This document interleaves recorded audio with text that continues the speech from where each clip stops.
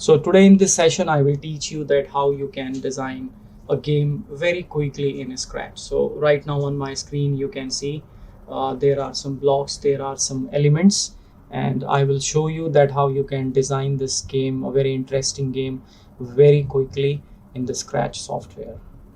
So first I will show you a small demonstration of what this game is about. So if I click on the full screen button and I click on the flag, now you can see there are some apples falling down from above, and I can control the movement of this ball sprite by the help of the arrow keys. Okay, so if I press the left or the right arrow key, you can see I am able to control the ball sprite.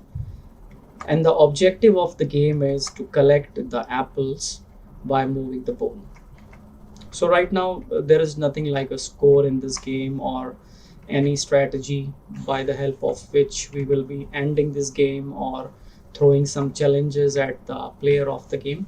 But while making the actual game in the live session, I will show you that how we can add the scoring, how we can make this game challenging, how we can add more challenging levels to the game. All right, so that's all what we are going to learn in today's session. Just to show you the various elements on the screen here, I have only two sprites in my game, the apple sprite and the bowl sprite, and we have a few blocks here by the help of which this game is actually working. All right, so I hope you already know the objectives for today and what we are going to learn. So let's jump into the game designing now. So I will create a new Scratch file here, and after creating this new Scratch file, because I do not need the cat sprite in my game, so I'm going to delete the cat sprite by clicking on this delete button over here. So when I click the delete button, you can see the sprite has actually disappeared from the screen. And now what we need to do is that we will be adding a new sprite to our program. Okay, so we will add a new sprite here, and by adding those sprites, we will be designing our game. So I'll click on the choose a sprite button, which is in the bottom right hand side corner of the screen. And then the first thing I need is I need a bowl sprite here, which is over here. So I click on the bowl sprite. As soon as I click, you can see I have this bowl sprite added to my project. Now, if you had just had a look at the game which I demonstrated, the ball is always at the bottom of the screen. But when I added the ball sprite right now, it was in the center of the screen. So the first thing we need to do is we have to make sure that whenever I'm starting a new game, the ball is always resting at this place on my stage. Okay, so that is the first thing we have to do, that we have to set the starting position of the ball. Also, we were having a different background, so let me first change the background here. So we will click on choose a backdrop button, and then we will click on a suitable background, which is the blue sky here. That's the background I want to use. And now you can see the background of the stage has changed, and this is where I want my ball to appear every time my game is starting. So when I place my ball here, you can see there are two values being displayed, X and Y. All right, so if I want to place the ball at this position on the screen, we can do this by the help of the X and the Y variables. So first I'll explain it to you that what the meaning of the X and Y variable here is. So whenever we talk about the Scratch desktop area, so let's say this is the Scratch stage area on my screen. So let's say this rectangle is representing the Scratch area, and this Scratch area is actually the stage area is divided into parts. So let me divide this thing horizontally into two parts and also vertically into two parts.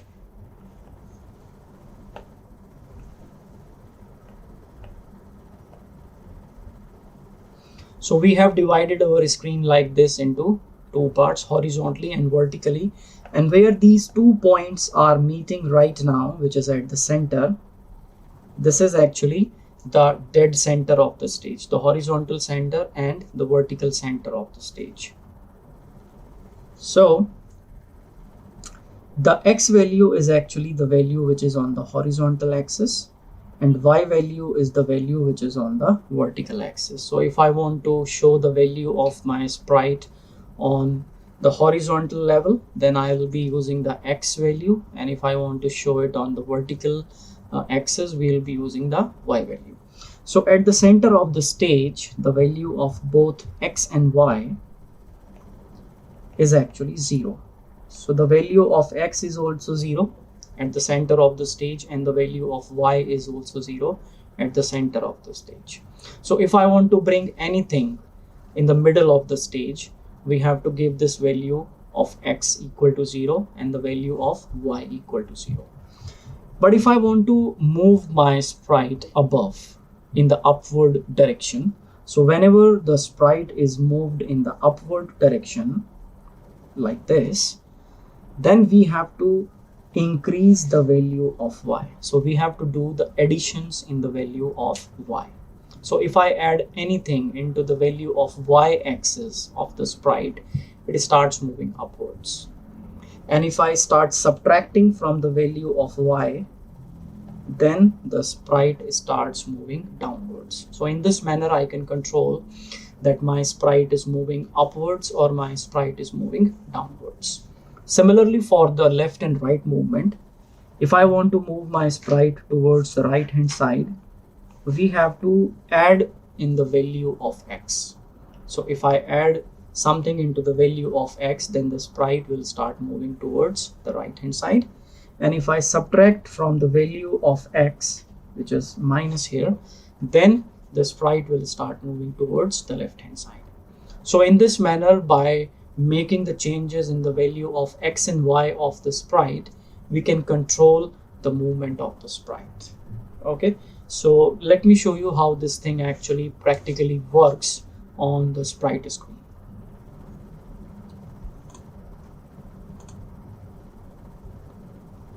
All right, so now we are back into our Scratch screen, and right now the ball is right over here.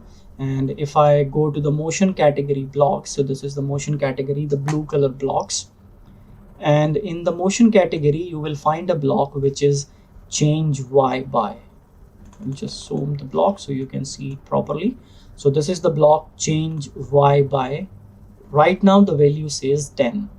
Okay, so what this block is going to do, that whatever the value of the y coordinate of the ball is, it will add 10 into the existing value. All right, so please pay the attention here.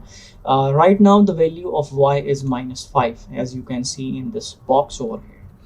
If I click on this block, you can see the ball sprite is moving upwards. So whenever I am clicking on this block is adding 10 into the existing value of y, which is displayed here. Right now you can see this is 55. If I click on this block once, the value becomes 65, and also the ball is moving in the upward direction. Okay, similarly, if I have another block, or maybe I can just change the value of this thing to -10. So if I change the value of this increment by -10 and I click on this block, now you can see the ball sprite is moving in the downward direction.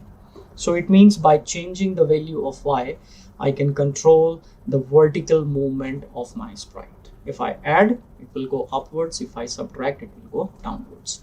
Same thing applies to the x coordinate also. So I have this block change x by 10. So if I click on this block right now to run it, you can see my ball sprite is drifting towards the right hand side. But if I change this value to -10, which is going to subtract from the x value of the ball sprite, then the ball sprite has started to drift towards the left hand side. So in this manner, by using the coordinate values of x and y, we can actually control that I want to move my sprite towards the left hand side or towards the right hand side. So in this manner, X and Y values are used for controlling the position of the sprite. Okay, so we will be using this logic for controlling the block movement on our screen. So let's see how to do that. So as usual, to start any program, the first block which we need to use is the when flag clicked block. And then I want my ball sprite to start at this position. Whenever I start the game, this is where I want the ball sprite to be. Okay, so X coordinate is the horizontal coordinate and 0 is the center. So I always want my ball sprite to be to be horizontally at the center of the screen. So we go to the motion category and there is a block go to XY.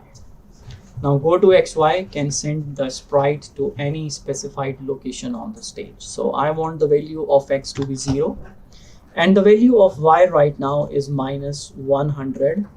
Let's say this is where I want my ball sprite to be. So it is right now 137. So I'll say minus 137. Okay, now let's take this ball over here, and as soon as I click on the go button, you will find that the ball is now coming at the starting position. There you go.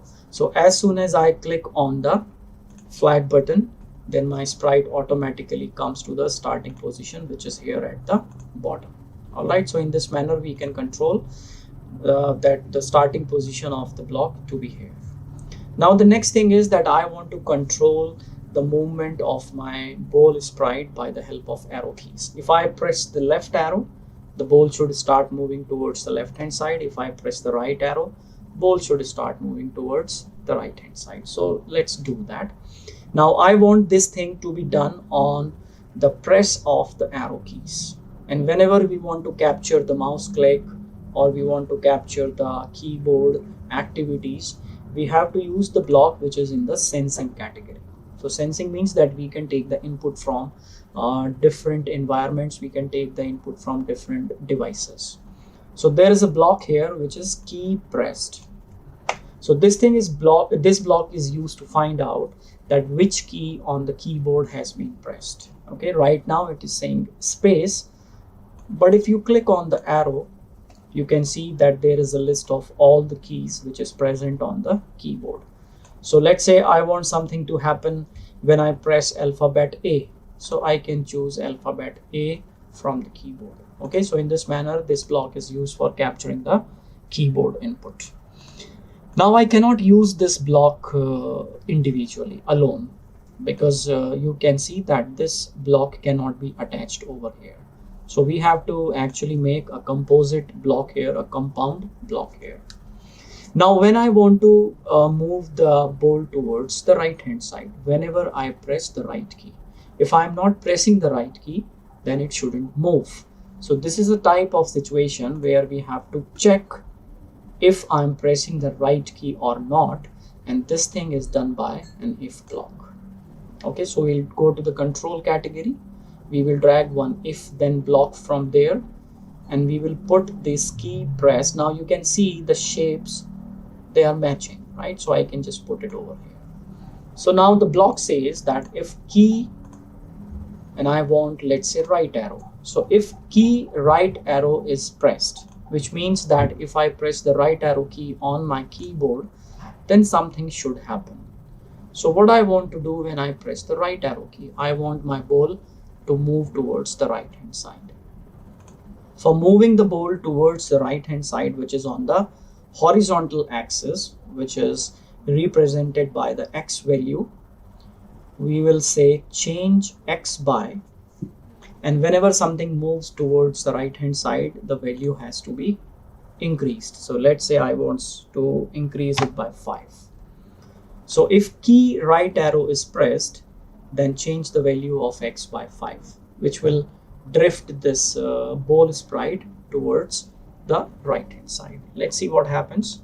So you can see I have pressed the right arrow key on my keyboard, and whenever I'm running this if block, the ball is drifting towards the right hand side.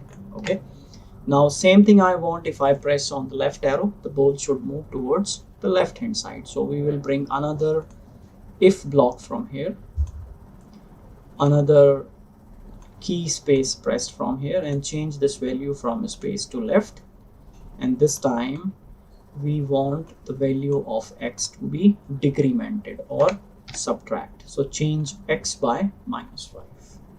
Now by the help of these two blocks I can actually move my ball sprite towards the left or the right hand side. But if you have done this much of the coding, you will notice that when you are pressing the arrow keys on the keyboard, actually nothing is happening. The ball is not moving at all. Why the ball is not moving? Because right now these two blocks are not running. If I click on the flag button, that's it. The ball comes at the center of the stage. So let me attach this thing over here. Now we have the complete program. Click on the flag button again, and now I'm pressing the left and right arrow key, but still nothing is happening. So why is this happening? Because when I pressed the flag button, the program started running, and it started the first block, go to XY. Then it checked that if the right arrow key is pressed, but the right arrow key was not pressed that time, so nothing happened. After that, it moves on to the next block, which is if key left arrow is pressed, but left arrow wasn't pressed, so nothing happened. And after that, the program ended, which means that my program is not looking for the right or left arrow keys. My program is finished. So what I want is that as long as I do not press on the stop button to stop the program, my program should look for the left and the right arrow keys, right? It shouldn't stop by itself. And to do this, we have a block in the control category, which is called as the forever block. Now you can see it is a repetition block. You can see by the help of the arrow over here, which means that as soon as the block finishes, it will start running again. So if something is inside the forever block, it will never stop running unless we click on the stop button. So let me take these two blocks inside forever, and you can see as soon as you drag it, it automatically expands to accommodate everything inside. All right. So now the program says that when I click the flag button, set the starting position of block to 0 and -137, and then forever, as long as the program is running, keep on checking for the left and the right arrow key. And if the right or the left arrow key is pressed, then make these changes in the X coordinate. Let's click on the flag button. Now you can see that there is a yellow border around my blocks, which means that the program is running. Okay, and if I press the left or right arrow key on my keyboard, I'm able to move my ball sprite. Great. So that was our first objective in completing the game, that we should be able to control our player, we should be able to control our character, and we have achieved that objective. Now I don't want to move the ball sprite up and down. I just want it to drift left and right, because that's how our game is working. All right, so I hope you all understand that how we have controlled the movement of the ball sprite on the screen. Okay, now let's move on to the next part. The next part of the program is that we have to add another sprite, which is an apple sprite. So we will click on choose a sprite button, and this is the apple sprite over here. I'll click on the apple sprite to add it to my game, and now you can see the apple sprite is appearing here. But if you see carefully, the size of the apple is too big, right? It's not appropriate size for our game, because right now the apple is actually bigger than the size of ball. So the first thing I would like to do is to decrease the size of this apple sprite, and to do that we go to the events category and bring the first block. This should always be the first block in your program on any sprite. In selective cases, maybe no, but most of the times, yes. Okay, so we have when flag clicked here. And if I want to change the size of this sprite, we have to go to the looks category. And inside the looks category, you will find a block which is set size to. So it says set size to 100%. 100% is the actual size. For increasing the size, a value higher than 100. and for a smaller size a value less than 100. So let us reduce the size to 60%, and to see what happens, click on the go button, and let's see if the size is appropriately. Yeah, looks better now. Maybe 50% would be okay. You just need to experiment on your own. Yeah, 50% is perfect. All right, so now we have reduced the size of this apple sprite to 50%. Now this thing works differently from the bowl sprite, because if you remember when I showed you the game in the beginning, there were several apples falling from the top. So it means we need to have several apple sprites in our program. Only one apple sprite won't work. So what we need to do is we have to add multiple apple sprites in our game, right? Then only we can collect several apples. But in Scratch, there is another way by the help of which you can create several copies of a single sprite and then use them in your program. So that's what we are going to do now. We will be creating multiple copies of this same sprite and use those copies to play our game. So now let me show you how the clones or the copies of the Apple sprite is created. To do this, we need to go to the control category, and inside the control category there is a block here which says create clone of myself. Now create clone of myself, that this sprite is saying that please create my copy or create a duplicate copy of myself. That's what the meaning is. But as you can see, we just cannot put this block over here, because if I do so, there will be only one clone of this sprite created, and then the program will stop. That there are no more blocks after this. So first let us see what happens when a clone is created. I click on the flag button and the clone has been created. But where is the clone? I cannot see a second apple on my screen. Where is the duplicate copy? Well, the duplicate copy is behind this apple sprite, because the duplicate copies are automatically created behind the original sprite. Now remember, this is the original sprite, this one, which I have added in my program, but this is the clone of that sprite. Okay, this is not the real sprite that I have added. Let's see this thing once more. So this is my real actual sprite, and when I click on the flag button, you have the copy. Okay, so that is why if I add the block in this manner, there will only be one copy of this clone created. But what I want is, I want multiple copies of the clone, not just one. And for how long? I want the clones of my Apple sprite to be created throughout the game, which means that just like the bowl sprite, I need a forever block here. So I'll go to the control category again and bring a forever block. Inside the forever block, I'm going to add this. So what will happen, that as long as my program is running, the Scratch is going to create duplicate copies of this Apple sprite. Okay, I'll show you later how we can use those copies. Let's run the program and see what happens now. So when I click on the go button, Scratch has actually started creating of the copies of the Apple sprite, and those copies are here. So there will be hundreds of these clones created within a second, because the processing speed of the computer is very fast. So every time this forever block is repeated, a new copy of the Apple sprite is created. But there is a limitation to the maximum number of copies which can be created. I'm not sure of that number, maybe 256 copies of a particular sprite can be created at one point of time.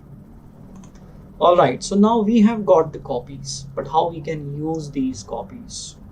So what we need to do is, we have to make these Apple sprites fall from the screen from different locations, not just one location, but from the different locations from the top of the screen. So what I need to do is, I have to place these clones at different positions on the screen, which means that as soon as a clone is created, I have to take that clone to a random position at the top of my screen, sometimes towards the left hand side, sometimes towards the right hand side, sometimes in the middle.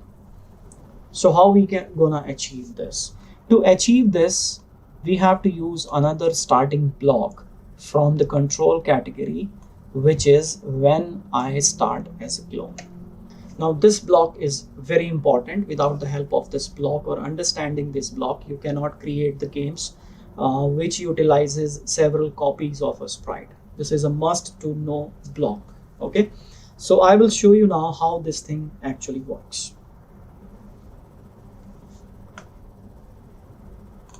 All right, so what we have here is that we have an Apple sprite. Pardon me for my bad drawing skills. I'm not very good at drawing. So let's say this is the Apple sprite which we have created. And by the help of the cloning block, create clone of myself, we have created a clone of this sprite. Now let's say the black colors are the clones. So let's say we have right now 4 clones or 3 clones in our program. Let me have another clone here. All right, so like this we have multiple clones in our program. So what happens, as soon as a clone is created in the Scratch, it automatically creates the block when I start as a clone. This block is automatically created for each clone. Okay, which means that there is a block created by the Scratch for this one. There is another block created for this one. There is another block created for this one. And there is another block created for this one. So each clone has a copy of when I start as a clone. So if there are 2 clones in my program right now, then there are 2 when I start as a clone block, and each block belongs to a particular copy. So each copy has its own set of blocks, and by the help of those copies we can control each and every copy individually. Okay, I'll show you, and then you will be able to understand better that what I'm trying to actually demonstrate here. All right, so let's go back to the Scratch screen. So when I start as a clone, so when the first copy of the clone is created, program will automatically jump to when I start as a clone. Okay, now what I want is, I want my Apple sprite to appear at the top. So let's do that. We will go to the motion category and bring the block, go to XY. Remember, in the case of the ball sprite, we have just used this block to set the starting position. Now X, I want the blocks to spread at random position at the top of the stage. So let's say I want the value of X to be 0. And what's the value of this Apple sprite right now at the top? It says the value is like something 181. Okay, let's type this value 181. All right, and now let us see what happens. We click on the flag button. It has started creating the copies, but now the copies are still here. Now why the copies are still in the same place? The reason is that the value of X is 0, which means that the horizontal placement of the Apple sprite, all the copies actually is at the same place. They all are appearing at X0 on my stage, and that is why they all are behind one another, you can see. But what I want is, I want these Apple sprites to be randomly placed at the top of the stage, sometimes left, right, center, wherever. How we can do that? So to do that, we have a block in the operators category, which is pick random. Okay, now operators category is the green color category, and as you can see that there are so many operator blocks. You can do plus, minus, divide, multiply, these kind of things in the operators category. Pick random is a block which automatically creates a random number. We don't know which one. The processor of the computer select that random number on the basis of some calculations. And we can set the minimum and the maximum range. So right now it says pick random 1 to 10, which means that computer can create any random number, but only between 1 and 10, not less than 1 and not greater than 10. All right. But what I want is, I want the value of x to be anywhere from the left hand side up to the right hand side of the stage. So let's see what is the value on the extreme left hand side. The value on the extreme left hand side is minus 240.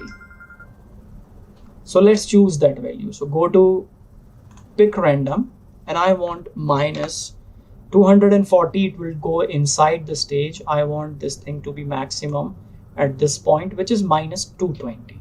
So we'll choose the value minus 220.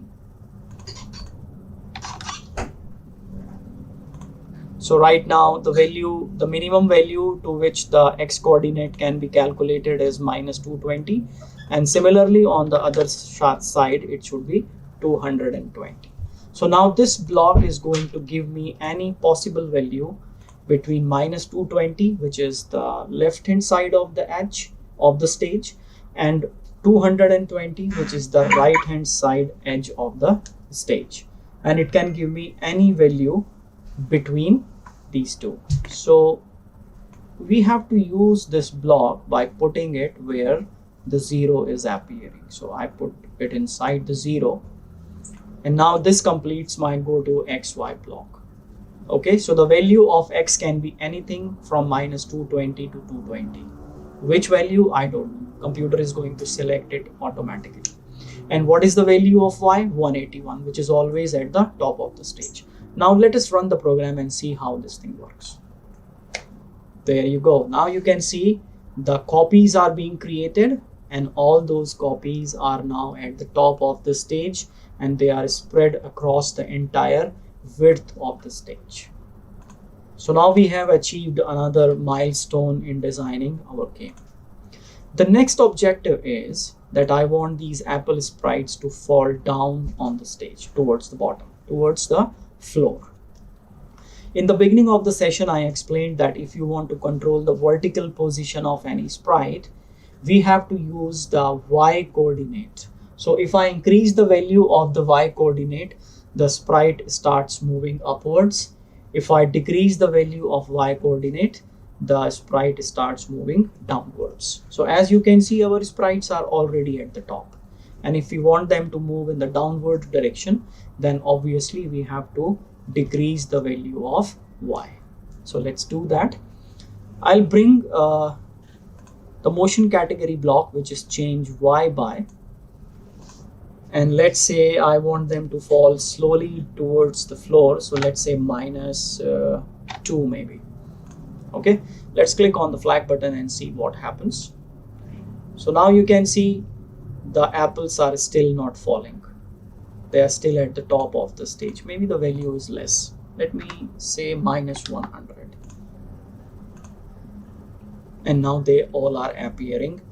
They are still a little bit down, but they all are appearing at the same place again. Now why is this happening? Because for each copy of the clone, when I start as a clone block is executed, it will place the apple at a random position at the top of the stage, and immediately after that the value will be minus 100 will be done in the y coordinate of the apple, which will bring it down to 81, because this is right now 181. So 181 minus 100, 81, and that is why all those apples are stuck here. So how to make them move? To make them move, we have to reduce the value of y repeatedly, which means that we are not going to reduce the value at once, but repeatedly, so that whenever the value of y is decreased, it shifts downwards. And if we do this process very fast, we will feel that as if the apples are falling down. That's what we are going to do. So it means we have to do the repeated decrement in the value of y, and whenever we want to do any repetition, we have to use the block which is forever block. But in this situation, the forever block is not suitable. Why? Because once the apple sprite has reached at the bottom of the stage, I don't want them to go down further. So we have to stop when they are already at the bottom of the stage. And to do this, there is another type of repeat block, which is repeat until. Now repeat until is going to repeat the statements until a condition is true. All right. So what I want that as soon as the apple reaches the bottom of the stage, this repeat block should stop. Okay, it means I have to check whether my apples have reached the bottom of the stage or not. And how do we check this? We have to use the position of the apple, the y coordinate of the apple. So I will go to the operators category and I will use the block here, which is because at the bottom the value of the y coordinate is in negative, so I will use the block less than 50. And because at the bottom of the stage the value is not 50, so I am going to say repeat until the value of y coordinate is not let's say less than minus, let's experiment, I do not know the exact value, I have just calculated this logic, minus 160. Let's do that. And which value is less than minus 160? The value of the y coordinate. So we go to the motion category and bring the y position here. So now just read what the block is saying. Repeat until y position is less than minus 160. Okay, let's do that. And what I need to do is change y by maybe minus 3. Let's run the program. And now you can see that all those apples are now resting at the bottom of the stage. And after I think 256 clones have been created, Scratch will stop creating the clones. So what we need to do, we have to actually delete these clones if we don't need them. That I'll show you later how to do. Another problem here is that lots of apples are appearing at the same time. This is impossible to play this game because nobody can catch all these apples. So we have to slow down the process of cloning. We have to slow down the speed at which my Scratch software is actually creating these clones. So how we can do that? We go to the control category and there is a block which is wait. So I will add this wait block after create clone of myself. So after every clone there will be a gap of 1 second. Let's see. Now you can see that the clones are being created slowly. Great. The next thing I want is that I want the apples which are reaching at the bottom of the stage to be removed. That is for two reasons. First reason is that if we do not delete the clones, then after 256 clones have been created, our game would stop working because Scratch is not going to create more clones then. Another reason is that if I missed collecting any apple, then that apple will be simply sitting at the bottom of the stage, which is not looks beautiful. It won't be nice to look at those apples which are simply lying at the bottom of the stage with no purpose at all. So for these two reasons, we need to delete those blocks. And how are we going to do this? We just need to add a block here, delete this clone. Now why out of the repeat until? Because when they have reached the bottom of the stage, the repeat until block stops working and then automatically delete this clone would work. Now let's click on the flag button and see if this thing actually happens. And there you go. You can see as soon as the apples are touching the bottom of the stage, they are getting deleted. Alright, so now I have interaction in the game. I can move my ball left and right. And I can, the apples are also falling from the top. Now the only thing remaining is the interaction between the apple sprite and the bowl sprite, which means that if my bowl is underneath the apple sprite, then I have to collect those apples. Now in actual we are not going to collect any apples, but what we are going to do is that as soon as the apple touches the bowl, then we will make that apple disappear, and the players would feel that as if we have collected those apples in our sprite. So let's do that. Now this is where my apples are falling down. Repeat until y position minus 160, and this is where I have to find out that whether the apples are touching the bowl sprite. And to do this, there is a very easy method. The first thing is we need to have if block here, because I want to check whether something is happening or not. Then we go to the sensing category and bring the block here. If touching, here, if it is touching the bowl sprite. So it means that if the apple sprite is touching the bowl sprite, then what do I want to do? I just want to delete that apple. So delete this clone. And now we have successfully implemented the interaction between the bowl sprite and the apple. Let's see this thing in action. I'll go full screen, click on the flag button, and start moving my bowl by the help of arrow keys. And there you go. We have a playable game in no time. If I take my bowl sprite underneath the apple sprites, you can see that I am able to delete. All right. So we have successfully implemented the interaction between the bowl and the apple sprite. All right. So now we have a running game, and I think this took us a maximum of maybe 35 minutes to understand all the programming concepts here and to learn that how we can make a running game. All right. But there is a problem. If anyone has spotted, this single apple is always appearing. Let me play the game. You see, this apple is always here. It's annoying. And also it can confuse the player that why this apple is stuck at this position, why this is happening. This is that real sprite which I have added to my program, this one. Because we are not changing the position of this real sprite, we are actually deleting and moving and working only with the clones.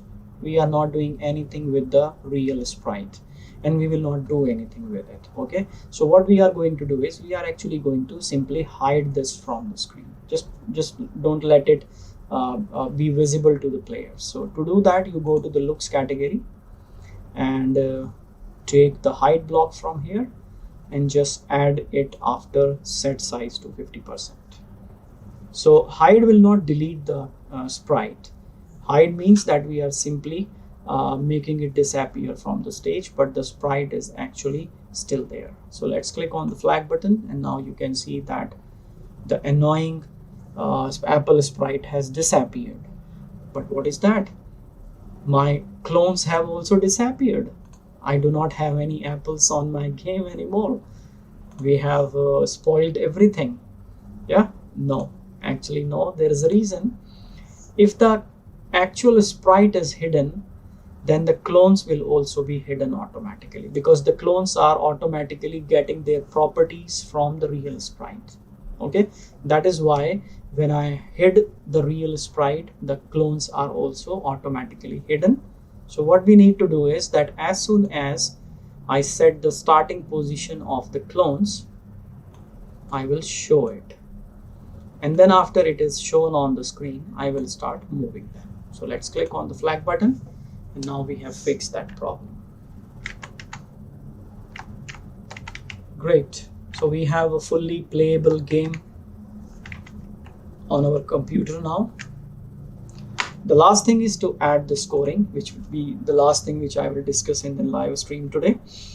We need to add some scoring here. And scoring means that we need to keep track of how many apples have been captured by my bowl sprite, and we have to update those values on the screen so that the user has this information that how much of the apples they have collected. And to do this, we have to keep track of that value. we have to keep track of a number, that 2 apples have been collected, 3, 4, 5, and so on. So whenever we want to store the numerical data or the alphabetical data in the program, we use something which is called as a variable. So variables are used for storing the data in our program, and if you want, we can also make changes to those values. So to do this, you need to click on the variables category, and in the variables category, I need to make a variable first. So you click on this button which is make a variable. When you click on this, it will ask you for the name of the variable. So let's say I want my variable name to be score, and let this thing be selected for all sprites. There is no harm in choosing this, and click on OK.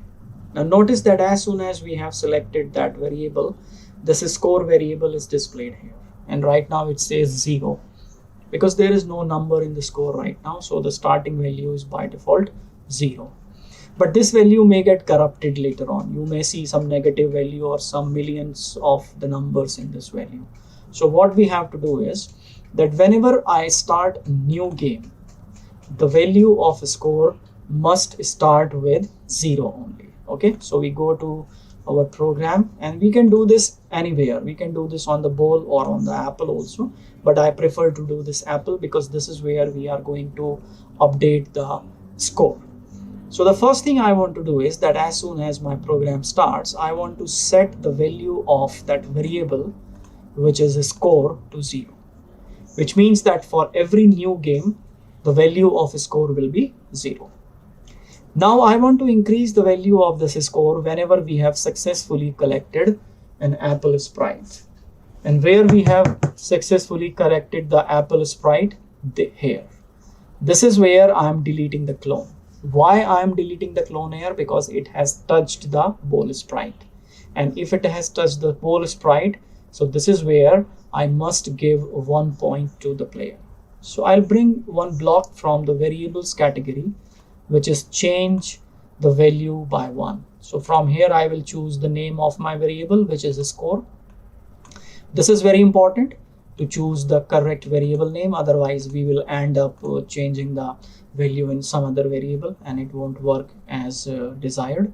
And change score by 1, and this must be before delete this clone, because if this clone is deleted, then the change score block won't work, because when the clone has disappeared, then there are no blocks anymore. Okay, so you should always put this before delete this clone. And also there is another reason that you cannot attach any block under delete this clone. I show you. If I bring delete this clone here, you can see the surface is flat here. So you cannot add anything under the delete this clone block, and that is the reason. If the clone is deleted, actually there are no blocks in our programs. Okay, let's see that.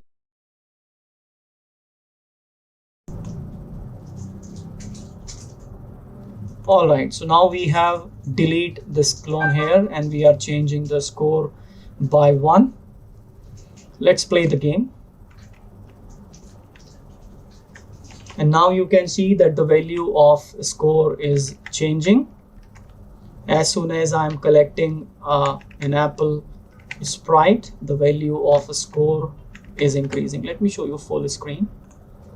So there is the value of a score, and it is increased every time I collect an apple sprite. Great, so we have a game which can keep track of our score now. But this game is boring. This game is not exciting to play. And why it's not exciting to play? Because there is no challenge to the player. The apples are falling, I'm moving my bowl sprite, and I'm just collecting those apples. There is no challenge. There is no challenge to the player that if he fails to do something, then this could happen. So I'm not facing any issue here, and after few minutes it is going to get very boring. So what we need to do is we have to add some challenge to the game. So our strategy for adding a challenge into the game is that if I miss collecting an apple sprite, there must be a penalty. Let's say I will reduce 1 point from my score. Okay, let's do that. So where my apple sprite is reaching the bottom of the stage, the apple sprite is reaching at the bottom of the stage once this repeat until block has stopped. Okay, if I have collected the apple sprite, then clone will be deleted at this point itself. But if my clone has reached after this repeat until block, it means that I have not been able to collect that sprite. And this is where we have to penalize the player. We have to decrease the score of the player. So let's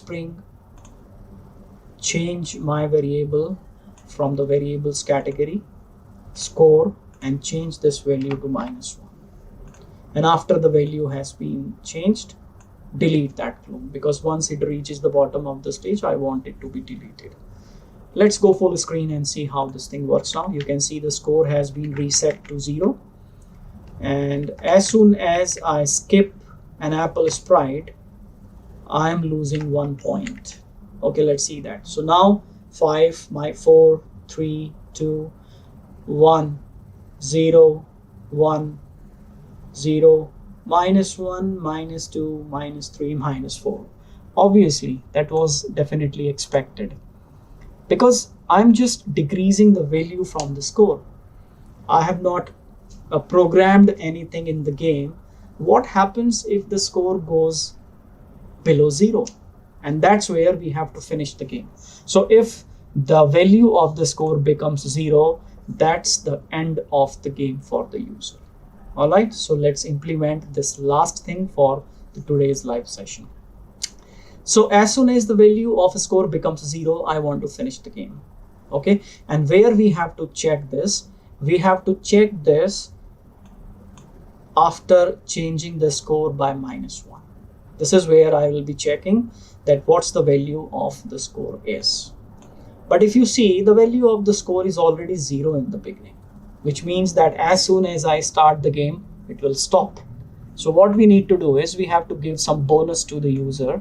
Let's say I want to start my scoring from 3. So we are just giving 3 chances or 3 missed opportunities to the user, to the player of the game.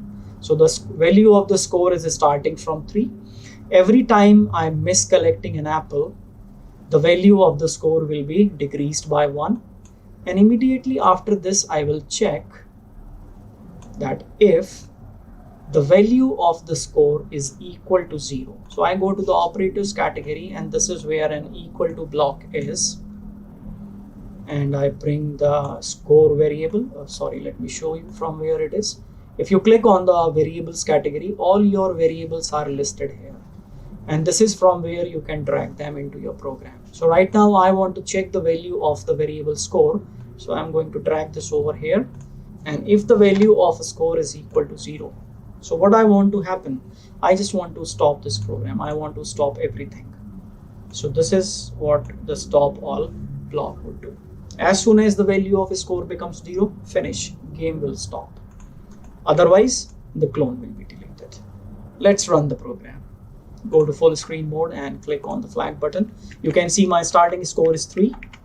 Now it's increasing because I am collecting the apples. Let's wait and let the score become 0. And there you go. As soon as the value of a score becomes 0, you can see the game has automatically stopped. Great, I'm feeling so happy, so excited after designing this game in such a short time.